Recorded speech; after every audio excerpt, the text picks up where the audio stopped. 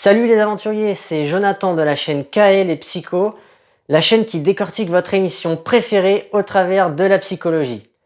Aujourd'hui on se retrouve pour une nouvelle vidéo, je poursuis ma série de vidéos sur les énéatypes dans koh Lanta, et donc dans cette vidéo on va s'attaquer à l'énéatype 2. Je procède comme d'habitude, au début de la vidéo je vous fais une explication théorique du fonctionnement de l'ego du 2 en vous détaillant tous les mécanismes égotiques de l'énéatype.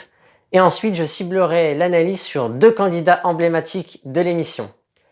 L'énéatype 2 dans koh Lanta, c'est maintenant.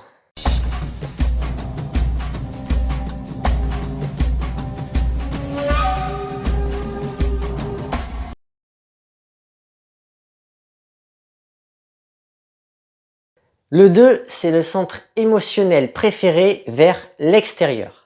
La problématique du centre émotionnel préféré, c'est une problématique liée au souci d'image et à l'identité. Dirigé vers l'extérieur, le 2 est focalisé sur les autres. Donc il va se construire son identité par l'amour et l'aide qu'il va apporter aux autres. Donc on dit que son orientation, c'est l'amour et l'aide. Pour atteindre son orientation, il y a le mécanisme de compulsion, qui est quelque chose que l'on essaye à tout prix d'éviter. En l'occurrence, pour le 2, sa compulsion, c'est d'éviter de reconnaître ses propres besoins. Pour cela, il va utiliser deux mécanismes, la passion et la fixation. La passion du 2, c'est l'orgueil. C'est quelqu'un d'orgueilleux, ça veut dire qu'il pense que c'est quelqu'un à valeur élevée. Il pense que c'est une belle personne puisqu'il aide les autres. Et même, en fait, il pense que les autres ont besoin de lui, ont besoin de son aide. En revanche, lui, au contraire, ne veut pas être aidé.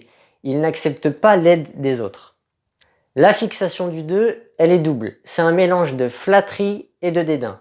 La flatterie, donc le fait d'exagérer les compliments, ça va servir à renforcer le lien avec les autres, à faire en sorte qu'ils se sentent aimés. Donc voilà, pour ça, le 2 ne va pas hésiter à faire beaucoup de compliments et à être dans l'exagération des compliments. À cela, on va ajouter du dédain, le fait de dédaigner les gens, de les mépriser. Donc certaines personnes, enfin déjà tout le monde, puisque au fond de lui, le 2 pense que les autres ne sont pas capables de se débrouiller tout seuls, de se débrouiller sans lui.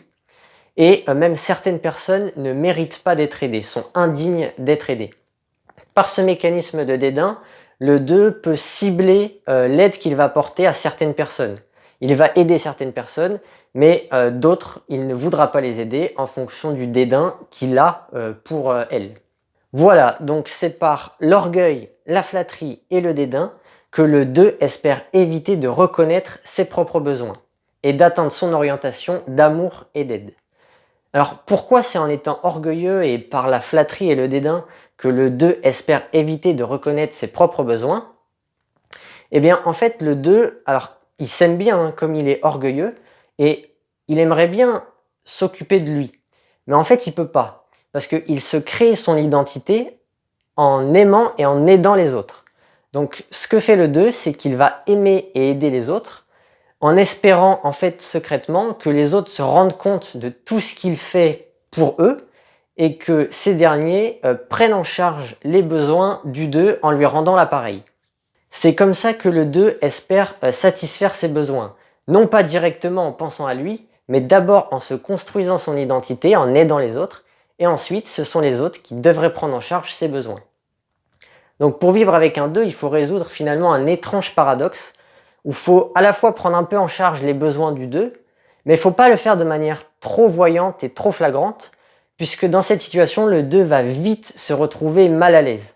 Parce que même si c'est ce qu'il cherche dans le fond, quand ça arrive vraiment, il y a forcément un malaise qui s'installe, puisque en fait en empêchant le 2 de nous aider, on détruit un peu son identité. Le 2 se sentira mal à l'aise, puisque normalement c'est lui qui est dans la peau de la personne qui va aider les autres, qui va aimer les autres, qui va complimenter les autres, qui va faire des cadeaux aux autres, etc., etc. Pourtant, il faut quand même faire comprendre au 2 qu'il faudrait qu'il pense un peu plus à lui, parce que c'est vrai que quand l'ego du 2 est trop fort, il peut même être négligent vis-à-vis de sa propre santé. Voilà pour les mécanismes égotiques du 2. Donc on a l'orgueil, la flatterie et le dédain. La compulsion, c'est d'éviter de reconnaître ses propres besoins. et tout ça dans le but d'atteindre son orientation d'amour et d'aide. J'en ai fini avec la partie théorique. Maintenant, ce que je vous propose, c'est d'appliquer tout ce qu'on a vu en analysant 2 candidats emblématiques de l'émission. Je vais commencer par la variante mu, qui, en l'occurrence pour l'énéatype 2, va être la variante qui a le centre mental en support et le centre instinctif réprimé. Pour ça, j'ai décidé d'analyser Amel. Amel qui a participé 2 fois à l'émission, c'était la grande gagnante de la saison 2 en 2002, et elle était revenue au premier All-Star, le Retour des héros, en 2008. Alors déjà, je vais commencer par le centre émotionnel préféré vers l'extérieur. Plusieurs choses à dire. Alors déjà, Amel, elle laissait libre cours à ses émotions. Je vous donne plusieurs exemples. La tristesse, on l'a vu après des défaites ou des départs de coéquipiers, notamment, surtout dans la saison 2, parce que c'est vrai que dans le Retour des héros, elle a fait que le premier épisode. Donc voilà, par exemple, elle a été très surprise avec l'arrivée de François Xavier sur le camp des Rouges, ou aussi après l'annonce de la triche de la part du producteur de l'émission, on voyait la surprise sur le visage d'Amel. Donc ça, c'est des exemples de centre émotionnel préféré. Elle exprime ses émotions, elle exprime sa tristesse, elle exprime sa surprise. C'est quelqu'un de sensible, elle s'en cache pas. Dans son portrait, à l'époque, en 2002, Denis disait d'elle qu'elle fédère, écoute et réunit. Amel, elle aime le contact et prendre en compte le facteur humain dans ses décisions, c'est vraiment très important. Elle dit que c'est dommage d'oublier l'aventure humaine dans ce jeu. Elle considérait même Nicolas, à l'intérieur du jeu, comme étant un pourri de chez pourri, car il était trop calculateur. Donc ça, c'est révélateur du centre émotionnel préféré, ce côté lien vers les autres, d'abord les autres. Donc l'aventure humaine avant tout, plutôt que d'être quelqu'un de calculateur. Un autre exemple de centre émotionnel préféré vers l'extérieur, c'est l'argument qu'elle a donné après avoir remporté les poteaux. Donc elle remporte les poteaux et elle choisit d'emmener avec elle en finale Nicolas, en disant comme argument que Nicolas à l'époque était sans emploi, et que si jamais il gagnait les 100 000 euros, ça allait bien l'aider dans sa vie. Donc on voit que c'est un argument qui est centré sur l'autre. Je vous donne un dernier exemple, c'était au lever du soleil du 40e jour, donc à la toute fin de l'aventure de la saison 2. Amel était déçue de ne pas pouvoir partager ce moment avec d'autres personnes. C'est vrai qu'un d'eux tout seul se sent mal à l'aise, puisqu'elle ne peut aider personne. Et du coup, à ce moment-là, elle va écrire ce qu'elle pense dans le journal de Maud, en pensant à son ami. Elle se relie à son ami, en fait, via son objet. Parce que c'est vrai qu'elle se sent seule, et donc comme j'ai dit, c'est un sentiment désagréable pour un d'eux, puisque voilà, son centre d'attention est porté normalement sur les autres. Ensuite, je vais vous donner maintenant des exemples d'orientation, d'amour et d'aide. Alors, déjà, Amel est tournée vers les autres. Elle dit, je cite, « J'aime les gens qui m'apportent, mais j'aime également apporter. J'aime bien quand il y a des échanges. » Donc Amel, par cette phrase, elle nous montre qu'elle aime aider, qu'elle aime aussi qu'autrui s'occupe d'elle à sa place. C'est ce que j'ai expliqué, puisque la compulsion du 2 l'empêche de s'occuper d'abord d'elle-même. Elle espère des autres qu'ils s'occupent d'elle parce qu'elle sait occuper d'eux. Aussi, quand François Xavier va quitter le camp des Rouges, on a Amel qui lui crie « Prends soin de Maud !» Et elle dira un peu plus loin « C'est bien pour Maud parce qu'elle avait faim. » Donc encore, par ces phrases, on voit qu'Amel se soucie des autres, et particulièrement de ses amis. Elle cible ses amis. Après l'élimination de Jimmy aussi, Amel prendra sa défense sur le camp face aux ex-jaunes, toujours dans le but d'aider ses amis. Amel dit qu'en cas de victoire aussi, elle donnera une grande partie de ses gains à ses parents. Elle estime leur être redevable pour tout ce qu'ils ont traversé comme épreuve et tout ce que ses parents ont fait pour elle. Et pour terminer, je vais citer la phrase que Jimmy dira d'elle, qui résume bien tout simplement l'orientation d'amour et d'aide. Jimmy a dit « Elle est attentionnée, elle fait attention à tout le monde. » Au moins comme ça, c'est clair. Je vous donne ensuite des exemples de compulsion, qui est donc pour le 2 la compulsion d'éviter de reconnaître ses propres besoins. Donc en 2002, dans son portrait, il y a une amie qui va dire d'elle « Sa vie, c'est plus ses amis qu'elle-même. Je la trouve trop gentille. » Et c'est vrai qu'à plusieurs moments, Amel, elle montre qu'elle est satisfaite de son aventure et estime que si elle se fait éliminer, c'est pas bien grave. Donc je vous ai mis une citation où elle disait une fois en 2002 « C'est ton choix de voter contre moi, je vais pas t'en vouloir. Pour moi, le plus dur, je l'ai fait. Donc là, elle évite de reconnaître ses ambitions au sein du jeu. Et d'ailleurs, lors du retour des héros, elle abandonne lors de son duel face à Christelle, puisqu'en fait, elle a perdu la première épreuve. Et donc, pour racheter sa place, il y a un duel face à Christelle. La perdante se fera éliminer. Et dès le passage du premier obstacle, en fait, elle va abandonner. Elle va laisser filer sa chance. Et voilà, parce que sa compulsion l'empêche d'être compétitive jusqu'au bout. Et c'est vrai qu'avec le recul, déjà en 2002, elle avait dit « Je n'ai pas l'objectif forcément de gagner, être ici c'est déjà pas mal ». Voilà, tout ça comme exemple qui montre qu'Amel évite de reconnaître ses propres besoins au sein du jeu. Ensuite, je vais passer à la passion d'orgueil. Alors, la première chose que j'avais repérée, c'est dans l'épisode 4, on a Amel qui reproche à Béatrice de l'avoir sous-estimée. Ensuite, dans son portrait aussi, décidément son portrait à l'époque, les portraits étaient vraiment bien faits. Denis disait d'Amel que Amel aime se savoir utile et reconnu.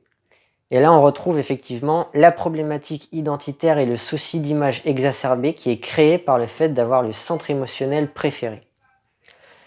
Et le 2 va répondre à cette problématique en apportant son aide aux autres. Et orgueilleux de cette aide, car à la base de son identité, le 2 cherche la reconnaissance qu'il pense mériter. Au premier conseil de la réunification en 2002, il y a une phrase qui vraiment illustre à la perfection la passion d'orgueil du 2. C'est quand Amel dira en parlant de Bernard « C'est vrai que nous avions très peu de choses à lui offrir, mais on lui a quand même offert. » Et cette phrase, en fait, elle sous-entend que même avec rien, elle donne. Et elle est vraiment fière de ça. Il y a une fierté à donner aux autres. Voilà pour la passion d'orgueil. Ensuite, on a dit que la fixation du 2, c'était la flatterie et le dédain. Je reprends encore le portrait d'Amel, en 2002. Amel disait « Moi, j'ai envie de me rendre utile. Je n'aime pas les personnes qui regardent que leur nombril. Ça m'intéresse pas du tout. Ce genre de personnes, généralement, je ne les côtoie pas. » En fait, là, on voit qu'elle dédaigne les gens qu'elle considère comme étant égoïstes. Elle n'aime pas les gens égoïstes. C'est assez logique, on aime bien les gens qui nous ressemblent. Donc Amel étant généreuse, elle aime bien aussi les gens qui vont lui apporter des choses, pas les personnes égoïstes. Elle les évite soigneusement pour que son image ne soit pas associée à ces personnes-là, qui sont des personnes, selon elle, de faible valeur. C'est ça le dédain en fait. Les autres sont des personnes inférieures. Et à l'inverse, elle va cibler les personnes qui lui apporteront une bonne image. C'est comme ça aussi que le 2 améliore son image, c'est en aidant les autres, mais aussi en aidant les autres qui sont des personnes à qui c'est positif d'être lié. Elle dira aussi en 2002, en parlant de Bernard, « Je ne peux plus le piffrer », car elle le trouvait très hypocrite. Et c'est vrai qu'Amel, en fait, elle a une bonne dose de bleu, donc le niveau bleu de la spirale dynamique. Et donc, Amel va ressentir du dédain contre les personnes qui ne respectent pas la vérité ultime. C'est-à-dire pour elle, vis-à-vis de son bleu, c'était ceux qui ne tiennent pas leurs promesses et qui sont considérés comme des magouilleurs, pour la citer. Et enfin, un exemple de flatterie, c'est en parlant d'Isabelle, pendant l'aventure, elle dira, je cite, « que c'est une femme adorable et admirable ». Après le dépouillement final, elle ajoutera que c'est une fille extraordinaire et pour moi, c'est un modèle de femme, de mère. Maintenant, je vais me concentrer sur sa hiérarchie des centres et qui fait qu'elle est de variante mu. Donc avec le centre mental en support. Et c'est vrai que le centre mental d'Amel est bien présente. Par exemple, juste avant le conseil final, en parlant des envies de vote du jury final, elle va dire « C'est ce qu'on pense au moment où les gens ont quitté le jeu. Et entre-temps, il a dû se passer plein de choses dans leur tête. » Donc en disant ça, en fait, Amel, elle fait preuve de recul, elle arrive à prendre du recul, ce qui est une capacité en fait qui vient du centre mental. Dans la variante mu, en fait, le centre mental est en support. Donc ça veut dire que le centre de support, il est au service du centre préféré. Pour le 2 mu, le centre mental est au service du centre émotionnel. Ça veut dire qu'elle va utiliser sa capacité à penser de manière à encore plus savoir comment aimer et aider les autres. Et c'est vrai qu'Amel, c'est exactement ça en fait dans sa vie. Elle pense, elle utilise ce qu'elle sait des autres pour atteindre son orientation d'amour et d'aide. Puisque d'ailleurs son métier, en tout cas en 2002, c'était assistante sociale. Voilà pour le centre mental d'Amel, et à l'inverse, son centre instinctif, lui, il est réprimé. C'est vrai qu'Amel, elle n'était pas très active sur le camp, et ni d'ailleurs dans les épreuves physiques, on voyait qu'elle avait du mal à suivre, elle n'était pas très sportive. Et elle dira d'ailleurs d'elle-même, dans son portrait, toujours son portrait en 2002, « Je ne suis pas une sportive née, je fais du sport parce que je n'ai pas le choix. » Donc voilà, ça prouve bien que la mobilisation du centre instinctif, elle est laborieuse chez Amel. Elle le fait parce qu'elle n'a pas le choix. Après la variante, quand j'ai des informations soit sur les ailes, soit sur les sous-types, je les mentionne. En l'occurrence, pour Amel, je pense avoir décelé un exemple du sous-type conservation qui s'appelle pour les néatypes 2 privilège. Donc petit rappel, le sous-type conservation, c'est quand on a l'instinct de conservation blessé. Ça veut dire qu'on a soit un rejet, soit un attrait pour tout ce qui va toucher à la sécurité. Quand on va mélanger cet attrait ou ce rejet pour la sécurité avec les mécanismes de l'ego, on obtient ce qu'on appelle le sous-type. Les néatypes 2, ces mécanismes égotiques, c'est l'orgueil, la flatterie et le dédain. Donc, quelqu'un qui est orgueilleux, qui a le centre émotionnel préféré vers l'extérieur, mais qui d'un autre côté a envie d'assurer sa sécurité parce qu'il a un attrait pour la sécurité, eh bien, ça va donner en fait quelqu'un qui aime bien avoir un retour des autres. Alors, comme j'ai expliqué au début de la vidéo, en fait, c'est le cas de tous les deux. Le 2 aime et aide pour recevoir en retour. La seule différence finalement entre le 2 et le 2 de sous-type conservation, c'est que le 2 de sous-type conservation va être moins patient et va un peu plus demander aux autres qu'on s'occupe de lui. Et c'est vrai que dans la phrase que j'ai déjà citée tout à l'heure qui disait « J'aime les gens qui m'apportent, mais j'aime également apporter. J'aime bien quand il y a des échanges. » Ben dans cette phrase-là, le sous-type conservation me semble perceptible, puisqu'en fait, dans cette phrase, carrément, elle réclame ouvertement qu'on lui rende l'appareil de son don de soi. Donc il me semblerait que Amel serait de sous-type conservation, qui s'appelle donc privilège pour le 2. Voilà en ce qui concerne le 2 de variante mu. Maintenant, je vais passer à l'autre variante, qui pour les néatypes 2 est la variante alpha, avec le centre instinctif en support et le centre mental réprimé. Pour le 2 alpha, j'ai choisi de vous parler de Martin. Martin qui a été un candidat de la saison 11 à Rajampat en 2011 et qui était revenu une fois dans la nouvelle édition tournée en 2014. Alors je vais me concentrer sur les différences, je ne vais pas reparler de tous les mécanismes, je vais juste me concentrer sur ce qui va différencier Amel de Martin, donc en l'occurrence en premier lieu, c'est la variante. En ce qui concerne la variante, Martin possède donc le centre instinctif en support, c'est quelqu'un de très énergique et volontaire.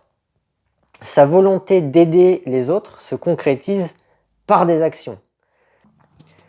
Il rend service aux autres en allant pêcher du poisson ou en remportant des épreuves qu'il va offrir aux autres avec joie. Par exemple, en 2011, il va offrir un confort à Patricia à Florence. En 2014, il va offrir un confort à Laurent. Ou encore, il montre aussi sa volonté d'aider les autres en aidant des malades. C'était à l'épisode 1 de la saison 11, il avait passé son temps à aider Lisa. D'une manière générale, on a un Martin qui valorise énormément la capacité à travailler. Donc le travail, c'est le fait de passer à l'action. Donc ça montre bien que Martin a un centre instinctif qui est bien actif, bien en place. Et à côté de ça, il a une répression du centre mental. Donc quand on a quelqu'un qui à la fois préfère le centre émotionnel et en même temps va réprimer le centre mental, ça va donner une attirance très forte pour les facteurs humains dans les prises de décision. Donc par exemple, Martin en 2011, à un moment donné, il a voté Florence parce qu'il l'a choqué, pour reprendre ses mots. Alors que pourtant, au sein du jeu, c'était une rouge, Florence. Et en plus, une rouge qui plus est, qui était, on va dire, peu dangereuse pour la victoire finale. Donc ça dénote bien que Martin n'a pas vraiment été stratège à ce moment-là, il a juste voulu éliminer Florence parce qu'elle l'a choqué. En plus d'un côté illogique, la répression du centre mental, ça va créer quelqu'un qui a tendance à être versatile, puisque le centre émotionnel, c'est un centre qui vit dans le présent. Les émotions, c'est toujours au moment présent. Le centre émotionnel préféré, c'est quelqu'un qui peut changer d'avis relativement facilement en fonction de ses humeurs. Et par exemple, quand Martin a réintégré le jeu en 2011, après l'abandon médical de Virginie, il avait complètement changé de ligne de conduite et il voulait tout d'un coup amener absolument les ex-rouges à la victoire. Voilà en ce qui concerne la variante et la hiérarchie des centres de Martin. Ensuite, je vais mentionner son aile. Il me semble, je pense pouvoir le dire sans trop me tromper, même si c'est toujours difficile d'observer les ailes, même des fois les variantes ne sont pas si faciles que ça. Mais en l'occurrence pour Martin, je pense que l'aile 1 est très développée. Donc l'aile 1, ça va lui apporter de la colère et du perfectionnisme. Et ça va augmenter encore plus sa tendance à s'épuiser et à aider les autres. Sa colère va être essentiellement dirigée contre lui-même. Par exemple, Martin s'en voulait de ne pas avoir battu Taeyura dans la dernière épreuve d'immunité, la fameuse dernière épreuve d'immunité de Raja Ampat. Voilà en ce qui concerne Martin, qui est donc un 2 alpha avec une L1. On a vu un exemple de 2 mu en la personne d'Amel, de 2 alpha avec Martin. Pour ceux qui veulent aller plus loin dans leur compréhension de l'énéatype 2, je peux vous conseiller de vous souvenir de candidats comme par exemple Laurence de la saison 10, c'était Koh Lanta Vietnam, ou encore un autre candidat qui avait un ego de 2 très visible, c'était Nicolas dans la saison 15. Ou encore quelqu'un comme Mélanie aussi, dans la saison 18. Voilà, on arrive à la fin de cette vidéo, j'espère comme d'habitude qu'elle vous a plu. Si c'est le cas, n'hésitez pas à mettre un commentaire, à vous abonner à la chaîne. Et il ne me reste plus qu'à vous souhaiter une bonne journée et à très bientôt pour la suite de la description des énéatypes dans Koh Lanta. Matane!